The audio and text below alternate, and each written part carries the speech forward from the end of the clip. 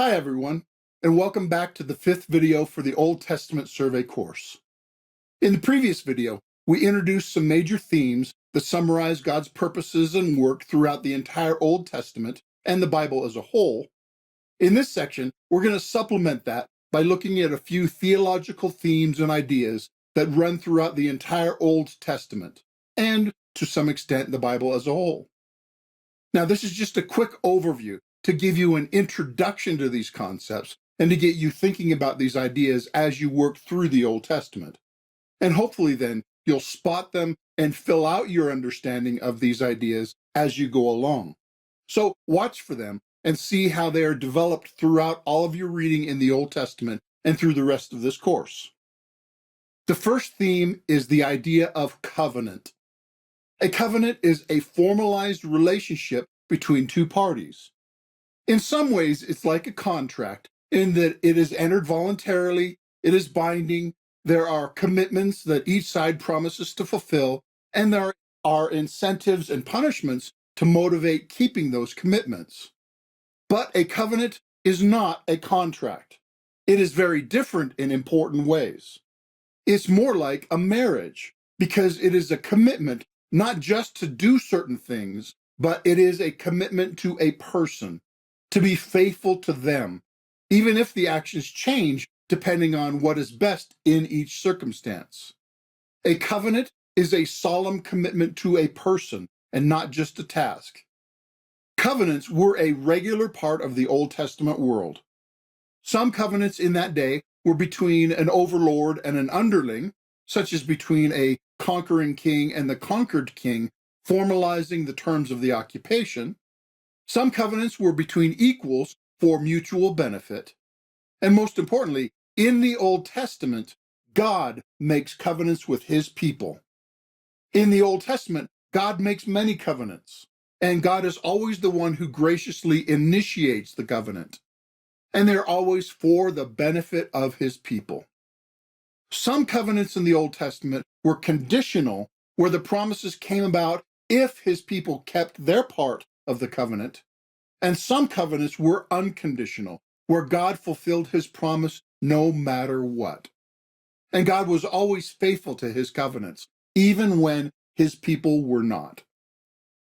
Now, the second theme is the kingship of God. It is very clear that God is the king of the entire world. Even when people rebel against God's rule, the rebellion is never effective, and God remains sovereign over everything. Throughout the Old Testament, notice how God demonstrates and exercises his rule, and how that interacts with the human kings of Israel and the surrounding nations. And notice how God exercises his rule over the entire world. The third theme is the people of God. In the last section, we talked about God's promise to make a people for special relationship to himself, and the Old Testament is the story of him doing just that. He brings individuals into relationship with himself and thereby into relationship with the rest of God's people. God's people have special benefits as well as special responsibilities. They experience the benefits of knowing God himself and all that he does for them, and they have responsibilities of faithfulness and obedience to God. They have responsibilities to the rest of God's people to live justly and rightly, and they have responsibilities to proclaim God to the other nations and not to give in to their idolatry and wickedness. Now, speaking of other nations, the fourth theme is the universal scope of redemption. Now, this means that God's redemption is not limited to the people of Israel. Because God is the ultimate king of every nation, his salvation is for every nation.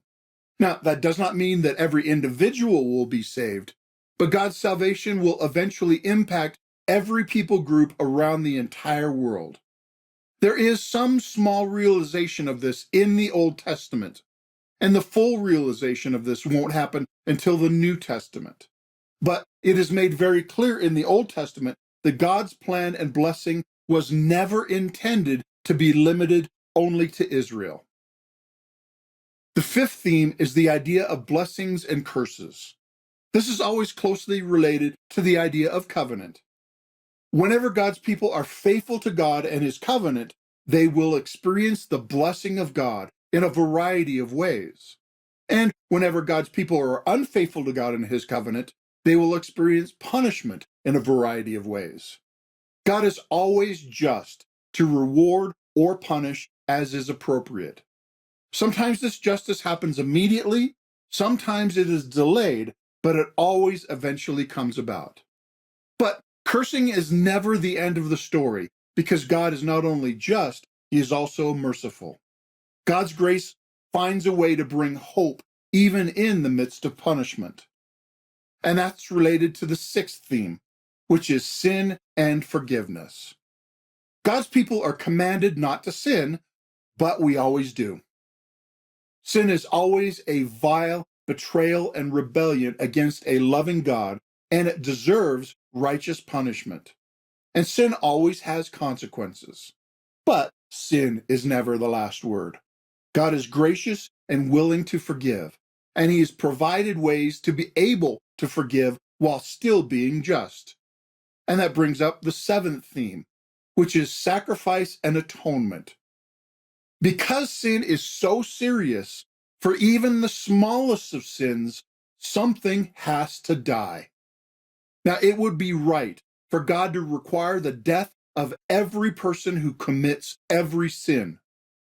But in the Old Testament, he graciously provided an alternative, a substitute death of an animal in place of the person who deserved to die.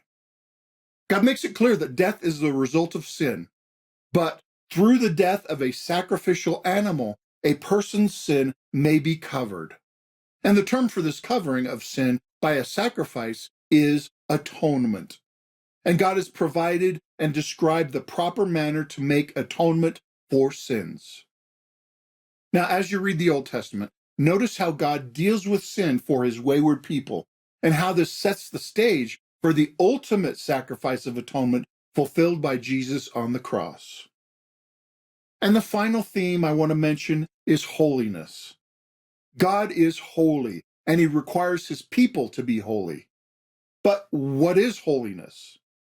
The word holy describes a fundamental characteristic of God himself.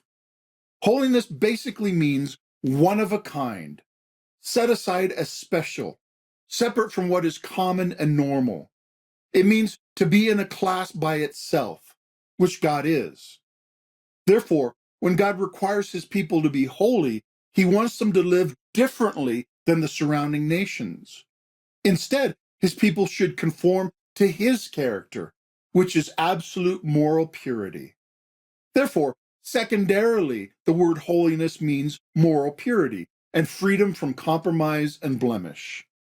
So notice how holiness is described and demonstrated in your reading of the Old Testament.